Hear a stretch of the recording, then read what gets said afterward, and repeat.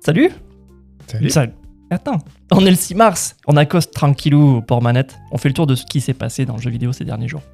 Alors aujourd'hui on va parler de quoi ? On va parler de Sony qui reverrouille son catalogue de jeux, Capcom qui nage dans une piscine de billets, Ubisoft qui nous prouve que c'est possible de développer 15 projets Assassin's Creed en même temps. Et on va parler de tout ça avec Alexis aujourd'hui. Salut Alexis, ça roule ? Ça va et toi ? Ça va très bien. La question que je te pose à chaque fois, à quoi tu joues là en ce moment ? Eh bien, en ce moment, c'est du Resident Evil Requiem. Waouh. J'essaie d'avancer la nuit parce qu'il y a des gosses, donc il faut bien jouer quand ils sont pas là, tellement c'est sanguinolent. Sinon, quand ils sont là, je joue à Dragon Quest 7 encore. Faut bien le finir. T'en as combien d'heures là sur DQ7 ? Je sais pas, 35, 40. T'es encore dans le tuto ? Je m'attends au pire. Et toi, tu joues à quoi ? RE9 aussi. Je suis un peu moins loin que toi. Pareil, j'y joue dans les quelques heures qui me restent dans la journée.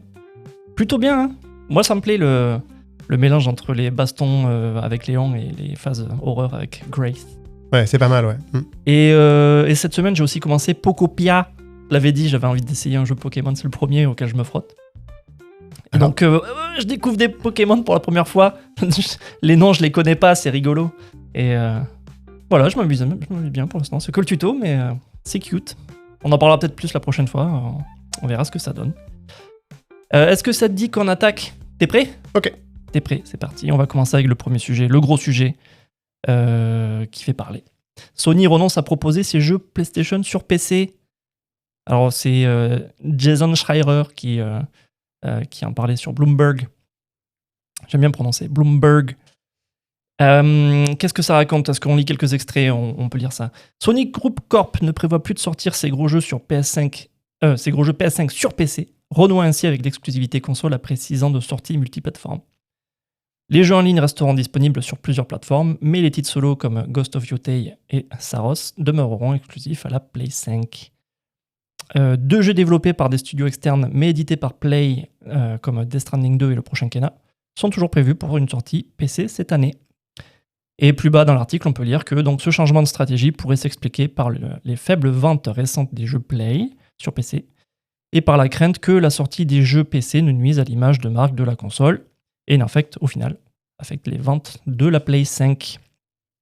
Image de marque. Justement, moi je me posais ces questions en voyant un peu ces sorties PC PlayStation, en voyant là, toutes ces consoles portables PC. Et puis ces annonces de Xbox qui seraient compatibles avec les jeux PC et la Steam Machine. Je me demandais si Sony était OK avec le fait de voir ces jeux Play sortir sur d'autres plateformes, peut-être tourner mieux aussi sur ces autres plateformes. Donc ça m'évoque ça. Et imaginez Sony voir God of War tourner sur une Xbox, je suis pas sûr que ça les enchante. Et pour moi, elle est un peu là la vraie explication. OK, les ventes, c'était peut-être pas au niveau de ce qu'ils attendaient. Je pense pas que ça non plus se fût de grosses dépenses de porter des jeux sur PC, mais à mon avis, le problème est plutôt là. Le changement un peu radical du paysage du jeu PC. Je vois Sony regarder ça de notre œil, comparé à il y a 6 ans quand ils ont commencé leur initiative. Qu'en penses-tu ? Ouais. C'est vrai qu'avoir un Spider-Man qui tourne sur PC, je pense que ça les dérange pas forcément. Si après on arrive sur un Spider-Man qui tourne sur Xbox, c'est quelque chose qui va peut-être les déranger. Ouais. Hein. Il y a aussi quelques années, je pense que la PS5 avait peut-être pas un parc installé qui était hyper confortable. Il fallait rentabiliser quand même les gros coûts investis dans un God of War. Donc ça valait peut-être le coup de sortir sur PS4, PS5, PC justement. Aujourd'hui, la PS5 a commencé à avoir un parc installé qui est conséquent aussi. Sortir une cartouche sur PS5 uniquement, ça va sûrement leur convenir.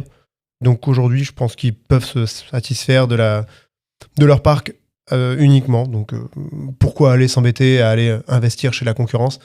Il reste quand même la Switch avec son côté ultra grand public. On voit justement avec le Lego Horizon qui ratisse un peu large. Là, il y a eu, c'est des développeurs un peu différents, mais il y a eu justement le Kena qui est sorti. Il y a des petits jeux comme ça qui sortent à droite à gauche. Mais je pense qu'hormis les gros titres multijoueurs et vraiment les jeux qui ont un appel un peu plus grand public, Sony va rester vraiment focus sur sa machine pour forcer les ventes. Ouais, ça semble logique. Dans une sortie PC prochaine aussi, là, il y a Marathon qui est sorti hier. Là, cette semaine, ouais. Cette semaine, hier. Le jeu de baston Marvel Token, qui est prévu PC aussi. Ouais, bah là, je pense qu'ils n'ont pas trop le choix. De toute façon, en plus, c'est un partenariat dans tous les cas. Alors, c'est Arxis qui développe. Ouais. C'est Sony qui édite, juste. Ils sont quand même impliqués, non, il me semble, dans cette histoire. Mais justement, c'est un peu comme pour Kina, je crois, qu'il y a PlayStation Studio qui est derrière. Donc, à mon avis, ils apportent du support, mais je pense qu'ils peuvent, en fait... ils peuvent s'accorder l'exclusivité de la version console, mais après, de là à avoir l'exclusivité tout court, je pense qu'il y a encore une petite marge, quoi. Donc, pour le coup, je pense pas qu'ils peuvent en fait forcer la sortie uniquement sur PS5. Tu vois, il me semblait que c'était pareil avec le Wolverine qui va sortir. Il me semblait qu'il avait été annoncé en sortie PC également, mais... Je crois pas, parce que Wolverine, c'est vraiment Insomniac, donc Insomniac, c'est Sony. Donc après, là, pour le coup, ils peuvent faire ce qu'ils veulent. Ouais. Et puis après, même le jeu de baston, c'est... Il y a tout le jeu quand même, tout le côté e-sport. Là, pour le coup, c'est comme pour Marathon, faut ratisser large, quoi. Ouais. Et justement, en mode multijoueur, il y a le Fair Games. C'est le fameux jeu dont on parle depuis un petit moment, qui faisait partie de ces annonces de jeux live service Sony. Est-ce qu'il va sortir ? On va voir. Celui-là aussi, il est prévu pour être sorti PC. Donc on verra ce que le futur nous raconte à ce sujet. Et donc voilà, on parle de Sony qui change de strat par rapport à sa vision multiplateforme. On a eu un tweet il n'y a pas longtemps, c'était hier, côté Xbox, qui, eux, par contre, confirment ce côté hybride entre l'univers Xbox et l'univers PC. Donc c'est un tweet de la nouvelle boss, Asha Sharma, qui révèle donc le nom de code du projet de la prochaine Xbox, donc du prochain hardware, et qui semble reconfirmer cette vision. Ce sera une grosse machine qui va pouvoir à la fois faire tourner des jeux Xbox et des jeux PC. Donc ce qu'elle dit en gros dans ce tweet, c'est nous avons évoqué notre engagement pour le retour de la Xbox, notamment avec le projet Helix, nom de code de notre console de nouvelle génération. Donc toujours le terme console est encore là. Le projet Helix offrira des performances exceptionnelles et permettra de jouer à vos jeux Xbox et PC. J'ai hâte d'en discuter plus en détail avec nos partenaires et les studios lors de ma première GDC, donc la Game Developer Conference, la semaine pro. Donc c'est mercredi à peu près que ça commence, je crois. Donc là déjà c'est marrant parce qu'on repart sur un mode de communication un peu candide là, avec le public. C'est un tweet informel qui lâche comme ça. Ça confirme le côté PC, ça donne un nom de code. Il y a un petit logo avec qui montre peut-être un départ de branding pour cette nouvelle console.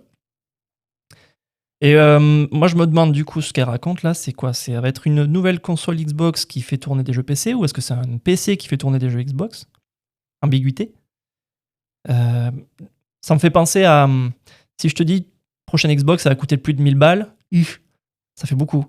Et si je te dis, ils sortent un PC à un peu plus de 1000 balles, tu vois, le discours est pas pareil. Et l'effet que ça a sur moi, c'est pas pareil. Je me dis, oui, un PC, ça coûte cher, c'est normal. Au-dessus de 1000 balles, ok, ça peut être intéressant. Peut-être pas plus. Et voilà, qu'est-ce que c'est que ces jeux ? Est-ce que c'est des jeux PC qu'on va télécharger au final ? Qui vont charger un profil Xbox, tu sais, comme la Steam Deck. Quand tu lances un jeu Steam sur Dex, il y a un profil parfois qui se lance et qui est adapté au support. Et l'autre question que je me pose, c'est... donc tu sais, tous ces PC portables, les Steam Deck, les Lenovo Go, elles proposent, tu vois, des alternatives à la souris en proposant, tu vois, du tactile ou quelque chose pour permettre de jouer à tous les jeux PC, en gros. Est-ce que ça veut dire qu'on aura une nouvelle manette Xbox avec des idées similaires ? Ça t'évoque des trucs, toi ? Alors bon, déjà, je trouve que Microsoft, ils sont quand même dans une position de communication qui est assez, j'allais dire facile, oui et non, mais ils ont une machine qui est à l'agonie, donc ils peuvent se permettre de couper un peu l'herbe sous le pied de Sony notamment, parce que pour le coup, Sony, ils ont quand même une PS5 Pro qui marche pas trop, qui a encore tout à prouver, une PS5 qui marche aussi. Donc c'est vrai qu'arriver et dire, on bosse sur notre nouvelle console, là, ils peuvent buter la Xbox, on est sur la série, hein, ils peuvent la buter, c'est pas grave pour eux. Mais c'est vrai que pour le coup, moi je reste convaincu qu'aujourd'hui, la Xbox comme on la connaît, c'est fini en fait. Ils vont pas repartir sur une machine comme on a eu pendant toutes ces années. Ça va être le même système qu'on a justement depuis les ROG X, l'AX, machin. Ça va vraiment être des machines, des PC qui vont faire tourner des jeux PC, mais avec juste le petit côté estampillé Xbox, donc avec vraiment l'écosystème Xbox, avec le Game Pass, des jeux PC qui vont tourner de la même manière, mais on va pouvoir se connecter avec son compte Xbox et Microsoft avec, comme ils font, je crois que c'est leur principe de Game Everywhere, ou un truc comme ça. Oui. Où tu achètes la licence Xbox et tu peux jouer aux jeux Xbox, PC, ça. Donc du coup, pour le coup, effectivement, comme elle dit, oui, tu peux jouer à tes jeux Xbox vu que tu l'as déjà acheté sur PC en fait. Et comme aujourd'hui un jeu sort sur PC, Xbox, un peu tout le temps, ils peuvent le balancer comme ça sans trop de risques. Mais ouais, je pense qu'ils vont partir là-dessus. C'est un peu la véritable, pas un renouveau, mais pour eux, c'est vraiment une manière d'asseoir un peu une petite domination, je pense, d'Xbox en fait à ce niveau-là sur le monde du PC et surtout de devenir un très gros concurrent pour Valve qui veut se lancer là-dedans. C'est ce que j'allais dire parce que là j'ai l'impression que la bataille qu'ils ont menée depuis des années c'était contre Sony Nintendo. Ça fait à chaque fois qu'ils se retrouvent toujours à la 3e position dans cette battle. Là, ouais, ils vont sur un nouveau terrain. Ils essayent, comme tu dis, de reconquérir le côté PC, je pense. Ouais. Et surtout, là, pour le coup, on se retrouve avec des jeux même, des jeux Sony, comme on disait tout à l'heure, qui devront sortir sur Xbox, en fait. Ouais. Et là, c'est peut-être aussi pour ça que Sony va faire un peu la tronche, quoi. Ouais. Ok, cool. À suivre, du coup, parce que voilà, semaine pro, il y a la GDC. Ça m'étonnerait pas qu'il y ait des bruits de couloir après qui fuitent et qu'on en apprenne un peu plus sur ce qu'est cette nouvelle console, la Helix. Pour l'instant. Puis il y a peut-être aussi le logo en forme de X, mais un peu aussi en forme de... Bon, c'est du bullshit, quoi. Mais le logo en forme d'infini, qui me fait penser à... C'est plutôt un morceau ADN qu'on peut voir, là, tu vois. Ouais. Ça me faisait penser à un petit logo d'infini, je trouve. On retrouve l'ADN de ce qu'était le gaming, le PC. Tu vois. Ouais. Ou alors l'ADN Xbox dans l'infinité, de pouvoir jouer partout où tu veux sur... J'achète. Bon, c'est un logo de ChatGPT, quoi. Non, peut-être. Copilote. Sinon, dans la semaine, autre temps fort, c'était le Indie World.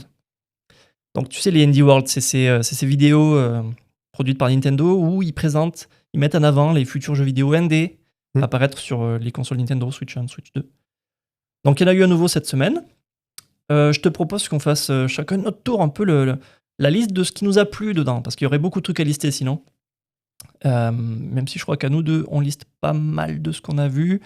Et je vais commencer donc avec la confirmation que Dench Attack sort aussi sur Switch. Donc c'est une espèce de jeu, tu vois, j'appelle ça Big Dreamcast Energy, tu vois. C'est fun, c'est coloré, ça va vite, c'est frais. J'adhère direct au look et au concept, là, une espèce de jet set radio avec un train où tu fais des figures, t'évites des obstacles, il y a du scoring, une histoire un peu farfelue, ça me plaît beaucoup. Et il y a une démo dispo sur Switch 2. Il y a une démo qui a été dispo au même moment que la diffusion du Indie World à peu près. Et la démo était déjà dispo sur Steam, parce qu'ils ont fait un peu pareil pendant le Steam, comment on appelle ça, le Steam Next Fest, là, tu vois, le truc, là. Donc j'avais déjà joué à la démo sur Deck, ça faisait souffler la Steam Deck. Là, ça marche mieux, je trouve, sur Switch. Bref, on a appris la sortie prochaine, c'est quand déjà, de Evo 2 cet été sur Switch 2, PC. Et Evo 1, on avait passé de bons moments avec des potes dessus à bien rigoler. Et voilà, je savais même pas qu'ils bossaient sur une suite, donc je suis très content de voir qu'ils ont eu assez de thunes pour en faire un 2, quoi. Sinon, on a vu du mixtape. Donc le jeu est pas nouveau, on le voit déjà depuis pas mal de temps dans d'autres conférences, dans d'autres vidéos. Et voilà, je trouve ça beau, ça bouge bien, l'univers me parle. Ce côté musique rétro 80. Je sais pas trop dans quel univers ça se situe, mais ça fait un moment que j'ai pas joué à ce genre de jeu. Tranche de vie, avec une grosse atmosphère, donc ça me plaît. Je sais pas sur quoi j'y jouerai, mais ça me plaît beaucoup. Après, je prends Mini Shoot Adventures, où là, pour le coup, je fais qu'en entendre du bien de ce jeu. Je pense qu'il peut me plaire, surtout parce que c'est un shooter. Zelda, c'est ça? C'est un Zelda shooter? Ouais, apparemment, ouais. J'ai juste du mal avec les graphismes où ça tape pas dans l'œil, ça ressemble à un jeu Flash en HD. C'est un peu vulgaire de dire ça, mais graphiquement, je suis pas attiré, mais je lui donnerai une chance quand même. Et le dernier que je prends, c'est Blueprints, qui faisait partie des candidats Game of the Year l'année dernière, où je sais qu'il va me plaire, mais j'ai juste pas le temps pour l'instant de m'y lancer, donc pareil. Je verrai sur quoi je le prends, mais très content de le voir arriver sur Switch. Et, Enfin, sur Switch 2, pardon. Et Blueprints, je crois qu'il est encore en promotion. Pendant encore une semaine à peu près. Ah ouais, suite à sa sortie là direct sur Switch 2, il était en promo. Cool. Qu'est-ce que tu as retenu toi du Indie World? Alors déjà, j'ai quand même aussi retenu qu'il y a pas mal de jeux qui sortent en même temps que les autres supports en fait. Pour les devs indés, on entendait quand même parler de beaucoup de problèmes de dispo, de kits de dev et tout. Là, on voit arriver des jeux quand même qui sont visuellement pas dégueu. On voit du Dench Attack, Blueprint, ça, voilà. Mais ça arrive plus tard. Mais tu te dis qu'ils attendaient pas d'avoir des kits pour Blueprint, peut-être, ouais. Ouais, aussi, ouais. Pour sortir avec tout le monde. Mais il y a quand même pas mal de jeux qui sortent en même temps que la concurrence. Et alors, est-ce que du coup, les kits sont enfin arrivés à droite à gauche? Ça veut quand même envoyer, je pense, un message positif à ce niveau-là, parce que ça veut dire que là, les jeux indés arrivent. Alors, certains sont, voilà, mais au moins, ça prouve qu'il y a quand même du contenu, quoi. Alors moi, du coup, je connaissais pas, du coup. C'était The Midnight Walk, qui est un jeu qui a été fait par les anciens développeurs de Fey ou de Lost in Random. Alors ça sort le mois prochain. Enfin, on est en mars déjà, donc ça sort ce mois-là, fin du mois. Ça sort dans 20 jours. Voilà, sur le 26 mars. C'est une sorte de walking simulator en mode FPS, assez horrifique. Une petite ambiance à la Tim Burton. Donc franchement, c'est passé un peu inaperçu quand c'est sorti l'année dernière. Donc franchement, ça m'a un peu le style visuel m'a un peu tapé dans l'œil. Donc je pense que je vais pas trop le laisser passer. Il y a eu aussi Tom, alors je sais pas comment on le prononce, Tom. Donc le 2, la suite, qui sort cet été. Alors le premier était vraiment très cool, c'est un jeu en noir et blanc où on prend des photos, un petit jeu en 2D. Alors c'est toujours le coup de quête, de petites quêtes mignonnes, enfin c'est sympa, c'est toujours un petit peu absurde, c'est rigolo. Enfin, franchement, je crois que le premier est en promo en plus, donc c'est... Voilà. On a aussi la confirmation de Ratatan qui sort sur Switch aussi en juillet. Donc là aussi, c'est la suite spirituelle de Patapon qui était sortie il y a très longtemps. Et on avait eu une compilation des deux premiers là, qui était sortie aussi l'année dernière. Donc là, ça sort en juillet et ça risque d'occuper, je pense, une bonne partie de l'été si c'est aussi addictif que ses grands frères. Et donc un autre jeu, alors lui qui sort bientôt sur PS5 je crois, mais là il est sorti déjà sur Switch. Ils en ont parlé que dans l'Indie World japonais par contre. C'est Oro. Je crois que c'est déjà sorti sur PC, mais c'est un jeu qui est fait par le même développeur que Elec Head, qui était un petit jeu indé bien sympa. Alors il est tout seul, je crois. Il s'aide de 2 ou 3 autres personnes, je crois, uniquement pour soit la musique ou des trucs comme ça. Mais en fait, c'est un tout petit jeu 2D de réflexion et de plateforme, et où on doit s'aider avec une petite bombe et on doit faire utiliser la physique, réflexion. Enfin, c'est vraiment sympa. Ça dure pas très longtemps, ça coûte à peine 10 balles. Donc franchement, ouais, c'est bien sympa, bien sympa. Cool, ouais. J'étais pas super emballé à l'idée de mater ce Indie World, mais en fait, non, plein de bonnes surprises dedans. Je suis content de t'avoir écouté. On va enchaîner du coup avec Capcom, qui là, il compte les billets, je pense. Resident Evil Requiem enregistre un démarrage record avec 5 millions de ventes en moins d'une semaine. Beaucoup, hein, c'est un gros chiffre. Donc on peut lire ça sur Gamecult. Capcom vient d'annoncer cette nouvelle performance dans un communiqué publié sur son site officiel. Donc à titre de comparaison, les épisodes populaires comme RE5 ou le 6, ou les remakes du 2 et du 4, avaient eu besoin de plusieurs mois pour franchir la barre des 5 millions d'exemplaires. Donc, énorme performance là. Donc sorti en février, Requiem démarre également bien plus fort que RE Village, donc c'était le 8 le précédent. Enfin chronologiquement je veux dire, par rapport à la story. Bref, 5 millions en 6 mois et RE7, 5 millions en 15 mois. Voilà, ouais. La franchise Resident Evil, qui fait 30 ans cette année, se rapproche des 190 millions de jeux distribués dans le monde. Donc, ouais, c'est pas surprenant, parce que on voit que RE, c'est une franchise chez Capcom, ils en prennent soin. Ils semblent mettre les bonnes personnes à la tête de ces projets. C'est fait avec, tu vois, on sent que c'est fait avec passion, on sent que c'est fait avec les joueurs en tête, tu vois. C'est des vrais beaux projets. Et moi, ça me fait. À chaque fois, je le mets en parallèle, là, quand je vois des jeux comme ça, des jeux solo qui sortent et qui sont ultra populaires, je me dis, mais pourquoi tout le monde s'évertue à essayer de faire des jeux live service pour faire de la thune à l'infini et ils n'y arrivent pas. Alors essayer de faire de temps en temps un petit jeu solo comme ça fait plaisir. T'en penses quoi? Surtout que Resident Evil, c'est une licence quand même qui a connu des jours assez sombres. Plusieurs jours sombres? Ouais, j'en vois un, moi, sombre en particulier. Mais... Ouais, je pense qu'à partir de Resident Evil 5, la licence a commencé à se perdre un petit peu. Il y a eu des errements entre les opérations Raccoon City, même le RE6. Ouais, il y a eu tout un tas de jeux multijoueurs étranges. Ouais, et puis dès qu'on commençait à taper sur les spin-offs, là on parle beaucoup d'Outbreak avec un des personnages du 9, mais les deux Outbreak étaient pas bons. Il y a eu des versions... Révélations, c'était pas mal quand même ça. Les Revelations, ça étaient pas trop mal, mais ça sortait en parallèle du 6 qui était pas foufou. Ouais. On avait quand même... ils avaient fait une sorte de... il y avait le Operation Raccoon City, mais il y en avait un autre, je crois, qui était une sorte de Left 4 Dead. Alors, il y avait deux jeux multi qui sont sortis. Il y en avait un en TPS et un en FPS. Mais il y avait eu quand même pas mal de jeux qui étaient pas foufou dans la même période. Pas mal d'expériences. Voilà, c'était des expériences. C'est vrai qu'avec le 7, ils sont revenus un petit peu plus sur le côté horrifique. Là, du coup, c'est la même équipe derrière le 7, là, sur le 9. C'est vrai qu'ils ont aussi quand même bien pris soin de leur héritage. Je trouve qu'ils ont fait entre tous les remakes là, du 2, 3, 4. Là, le 9 semble quand même faire un bel hommage.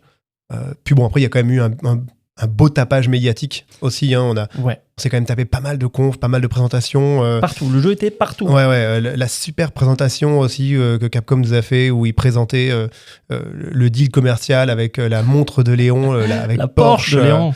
T'as acheté une Porsche ou pas encore? Ouais, j'ai acheté tout, les Amiibo, la Porsche, la manette, la montre. Là, d'ailleurs, il va falloir que j'aille retravailler pour aller rembourser la Porsche. Non, mais oui, il y a eu beaucoup de collabs quand même. Après, il y a eu... c'est pareil, là, il y a toutes les petites figurines aussi qu'ils ont fait, les Amiibo, les manettes, les packs aussi, tous les trucs lenticulaires. Il y a eu vraiment un gros truc pour les 30 ans. Enfin, pour les 30 ans, pour le jeu et aussi pour les 30 ans. Donc, ouais, c'est... Je pense qu'ils s'attendaient quand même à ce qu'il y ait un gros succès aussi, quoi. Ouais, je pense pas que ce soit une surprise pour eux. Et tu parlais justement du pack, là. Juste pour info, le fameux pack sur Switch, où tu peux acheter le jeu plus... les remakes. C'est des remakes? C'est des rééditions? C'est des portages. Oui, c'est des portages des versions des complètes, quoi, les versions complètes. Ouais, c'est les Gold définitives. Edition du 7 et du 8. Ouais. Ce pack, il le garde jusqu'au 31 mars, mais après, il n'y a plus. Ouais. Donc si tu l'as pas acheté, ça, tu l'as acheté. Oui, j'ai acheté. On a acheté. Qui vaut quand même un petit bras parce qu'il est vendu, je crois, 100 balles. 100 balles, ouais. Mais ça fait que. Bon, ça fait le 7 et le 8 à 10 euros si on retire. Si on retire le prix du 8. Non, c'est une bonne affaire. Donc, mais voilà, sachant que je crois que les jeux, le 7 sera vendu quand même 40 euros et le 5, le 8, 50 euros. Donc ça fait... Ouais, ça fait des économies quand même. Ouais, bon, ça fait quand même... Ouais. Tu parlais de Capcom qui matraque avec ses jeux. Ils ont continué. Hier soir, il y a eu le Capcom Spotlight. Donc c'est un peu leur showcase annuel aussi à eux, où ils mettent en avant les prochaines sorties, les prochaines grosses sorties. Est-ce que tu peux nous faire un petit topo de ce qu'on peut retenir de ça? Oui, il y a pas mal ils ont montré pas mal de vidéos en fait. Après, en termes d'informations, c'était assez léger quand même. Il y a eu une présentation de Onimusha, on sait qu'il va sortir en 2026, mais on n'a pas plus d'informations sur ça. Ils ont été un peu plus précis par contre sur Monster Hunter Stories 3. Donc, c'est surtout parce que le lancement arrive quand même la semaine prochaine, c'est le 13 mars. Donc, il y a des DLC gratuits, le suivi gratuit du jeu. C'est un Monster Hunter Stories, il y aura toujours du contenu gratuit. Donc, voilà, ils sont en train d'axer vraiment le focus sur ce jeu qui sort là, en fait. Un nouveau trailer sur Pragmata. J'ai l'impression qu'on en a vu des trailers à gogo sur ce jeu. Par contre, on sait surtout que le jeu va sortir le 17 avril, donc une semaine avant. Il était censé sortir le 24. Ils ont montré un amiibo aussi, non ? Alors, on sait qu'il y a un amiibo qui va sortir. Alors, c'est la petite fille Android, ouais. Voilà. J'ai vu des photos. Donc, il est toujours prévu. Alors, bon, on s'en fout un petit peu, mais ça peut intéresser peut-être quelqu'un. Mais le 24 avril, il sortira quand même le 24 au Japon sur Switch 2. Il reste là-bas. Mais sinon, partout dans le monde, voilà, c'est le 17 avril. Ok. Pour Street Fighter, il y a un nouveau perso. Donc, il y a Alex qui arrive le 17 mars. Il était cool, Alex. Et, il vient de Street Fighter 3, lui. Et ils en ont profité pour dire que le nouveau film Street Fighter, alors peut-être un petit peu moins cool, je sais pas, ça c'était pour le 16 octobre. On parlait de Resident Evil tout à l'heure. Donc pour les 30 ans, ils ont parlé de pas mal de petits trucs. Il y a une collab avec Universal Studios Japan. Donc bon, pour se faire peur. Mais bon, surtout, va falloir aller au Japon déjà. Il y a un nouveau jeu Resident Evil 2, mais bon, par contre, c'est une version arcade du jeu. C'est un shooter ? Ouais. Je crois que c'est un shooter, mais c'est une version arcade, ouais. Donc, des concerts qui seront prévus. Donc voilà, c'est vraiment bon, fêter les 30 ans de la licence. Et après, ils sont partis sur Megaman. Donc, ils ont parlé un petit peu de tout l'aspect en ligne de la version Star Force Legacy. Alors ça, c'est un jeu de cartes qui compile les 7 versions qui étaient sorties sur DS. Ok. Alors, il y aura pas mal de petits trucs sur le online, on pourra filtrer sur les jeux, on pourra faire filtrer, il y aura pas mal de ranks pour le jeu en ligne, enfin, il y aura des échanges qui seront possibles avec les cartes, enfin, il y a pas mal de trucs qui sont prévus. Et le nouveau Megaman, donc le Duel Override, alors ils avaient mis en place un système de concours pour pouvoir faire en sorte que les fans designent un boss. Ils en ont reçu plus de 1000, ils doivent encore en sélectionner 20. Et du coup, Capcom a même dévoilé les silhouettes des autres boss du jeu pour dire que voilà, ils étaient quand même contents de ce qu'ils avaient reçu. Et le jeu est toujours prévu pour 2027. Cool. Ouais, je le garde sur mon radar, lui, le Megaman. Ça fait un moment que j'en ai pas fait et ça me plaisait beaucoup quand j'étais plus jeune. Ouais, le Megaman 11 est assez vieux quand même, hein, pour le coup. Ça fait ouais, je parle vraiment des vieux de Super NES. Hein. Ah oui, carrément. Okay. J'ai pas tapé dans ceux-là. En gros, depuis la SNES, j'ai pas tapé dans du Megaman. Donc, ah oui, il y a eu des trucs. Il y a eu des trucs, oui. Il y a des Battle Network et des jeux. Ah oui, même le Megaman 0. Ouais. Bah ouais. Pour ça, je me dis que ce serait l'occasion de reprendre. Là. Allez hop. Et ouais, je me demandais souvent pourquoi. On sait pourquoi des fois des jeux sortent plus tard. Hein. C'est oups, il est pas fini, on va travailler dessus. Mais qu'est-ce qui pourrait pousser Capcom à vouloir sortir une semaine avant ce jeu-là, sachant que les semaines, elles étaient pas. Enfin, sa semaine de sortie, il était tout seul dedans. Et je crois qu'il y avait rien. Il clashait avec rien de plus gros ou de plus intimidant. Je sais pas trop. Je pensais peut-être au calendrier fiscal, mais. Je sais pas quand il s'arrête le leur. Ouais. Voilà, c'était juste une pensée comme ça. Je n'attends pas forcément de réponse. Calendrier fiscal, thunes, tout ça. Ouais. Ça nous appelle à parler de la prochaine news sur iGuard. iGuard. J'ai même pas envie de le prononcer en faisant trop d'efforts. C'est déjà terminé. Gamecult nous raconte ça. Il n'aura fallu qu'un peu plus de 6 semaines pour que iGuard passe du statut de One More Thing des Game Awards à celui d'énième victime du marché impitoyable des jeux live service. Donc le studio californien Wildlight Entertainment a confirmé l'arrêt définitif de son free-to-play dont les serveurs fermeront le 12 mars prochain. Voilà, c'est finish. C'était à prévoir, hein, le jeu à sa sortie, il a pas captivé les joueurs, il a pas su créer son public. Tencent qui a dit ciao quelques jours après la sortie parce que on peut imaginer des objectifs irréalistes n'ont pas été atteints. Voilà, donc t'as même pas le temps d'essayer de te créer ton public, c'est fini.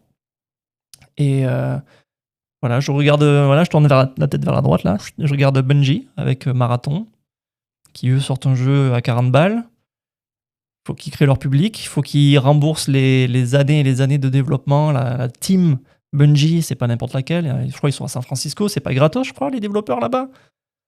Je sais pas quel niveau de joueurs, nombre de joueurs concurrents en concurrence ils doivent avoir sur Steam ou Play, mais je pense qu'il doit y avoir aussi là-bas des chiffres assez hauts à atteindre. Et j'espère que dans les prochaines semaines, on n'a pas une news similaire avec écrit Marathon. C'est terminé. Ciao. Voilà. Donc Bungie, bon courage. Good luck. Et voilà. On enchaîne avec Ubi, qui a lâché un blog post pour nous parler un peu d'Assassin's Creed, pour nous parler beaucoup d'Assassin's Creed, pour nous confirmer pas mal de choses. Il nous confirme que Black Flag, il y a bien un remake qui va bientôt sortir. Pas plus d'infos, on a juste un petit clin d'œil qui dit oui, les rumeurs étaient vraies. Ça arrive. Et voilà, on en sait un peu plus sur le projet multi aussi, Invictus. Voilà. Est-ce que tu as des... Tu vois, dans les points que j'ai listés, est-ce qu'il y en a certains qui te passionnent plus que d'autres? Après,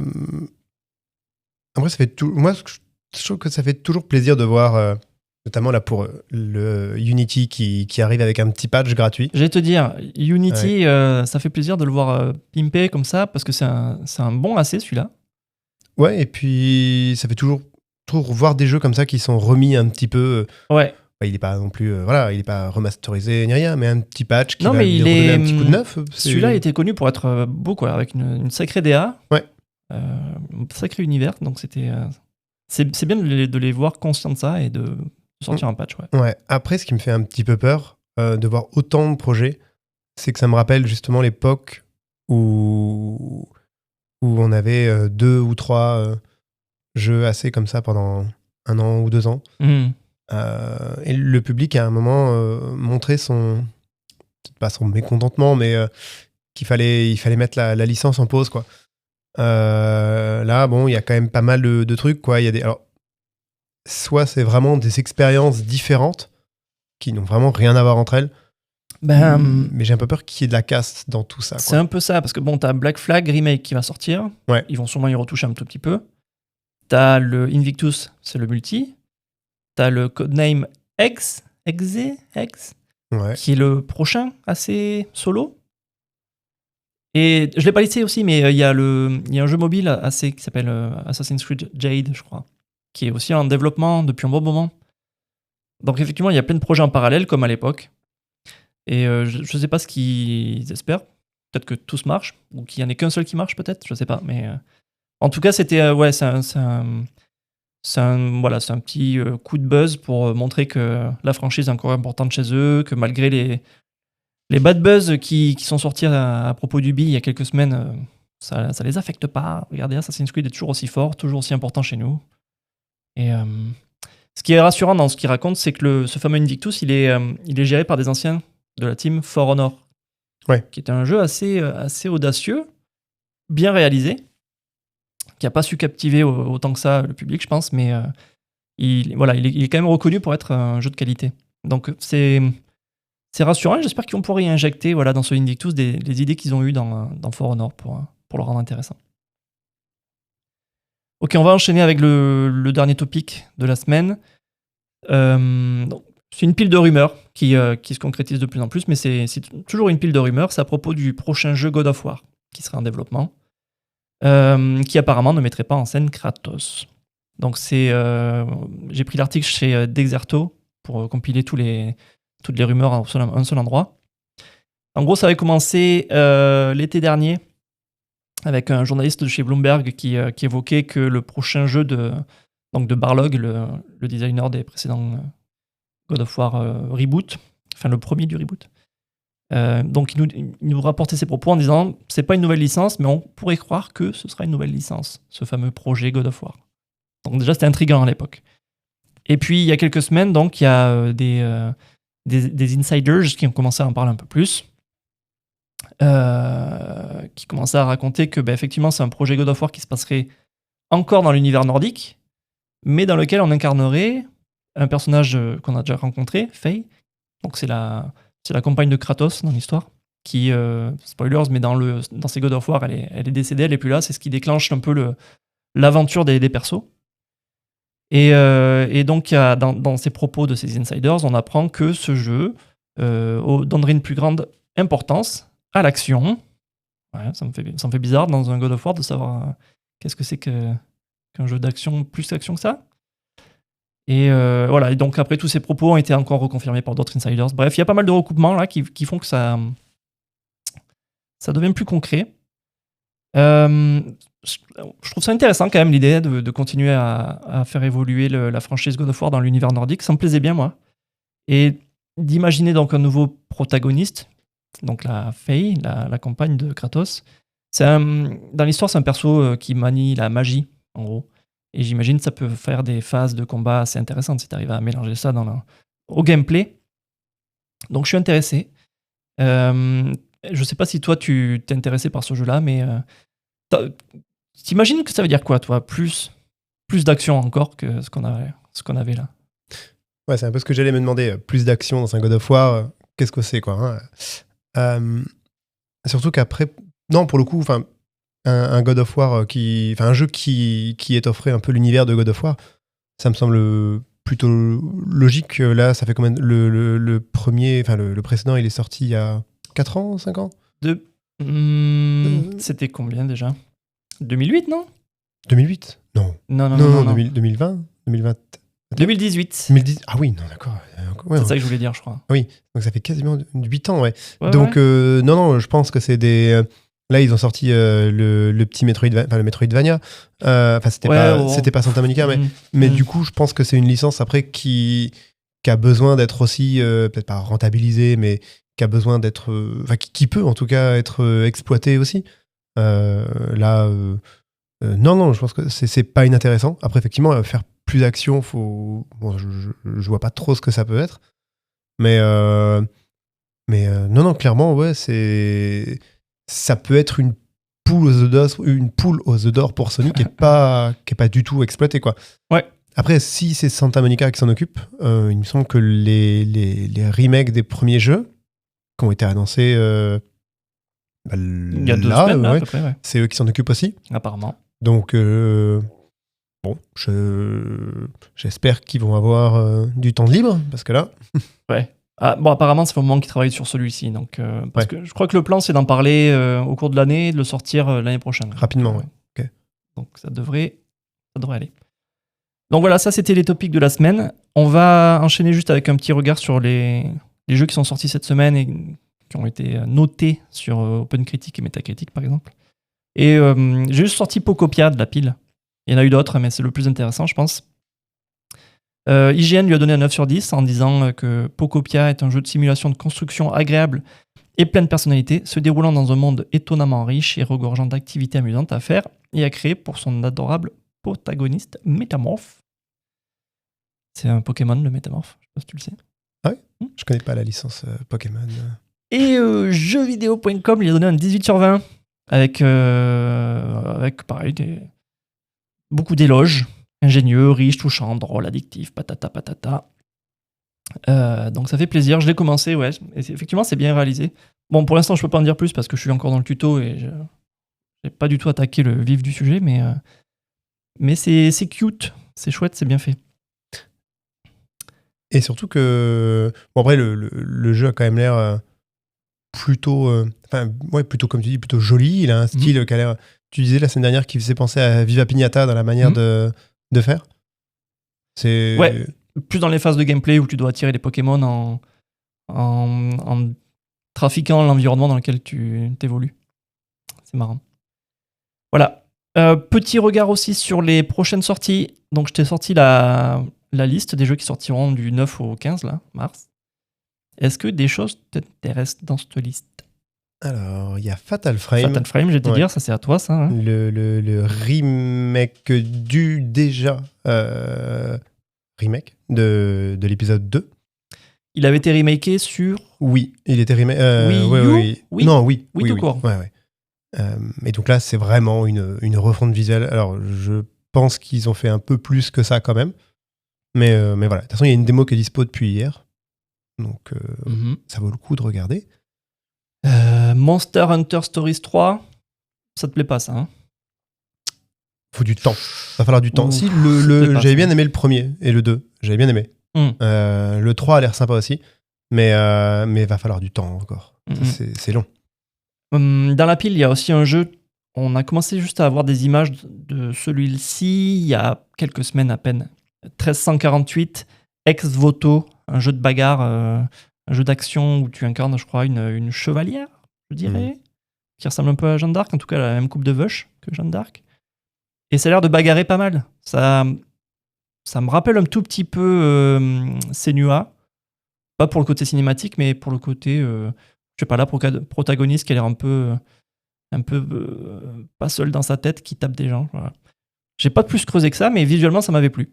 On avait vu un trailer viteuf et ça avait l'air propre et de taper pas mal. Voilà. Et je pense qu'on a fait le tour de cet épisode, Alexis. Si t'es OK avec moi, je vais lancer la musique d'outro en cliquant sur ce petit bouton. Eh bien, vas-y. C'est parti. Donc merci à toi, Alexis, d'avoir été avec moi pendant cet épisode pour m'éclairer de tes lumières et de ta science. Merci à toi. Oui. Et merci de nous avoir écoutés, vous tous. Je suis sûr que vous êtes pleins et que vous êtes, je sais pas, en train de faire du sport ou du jardinage et que vous vous régalez avec cet épisode.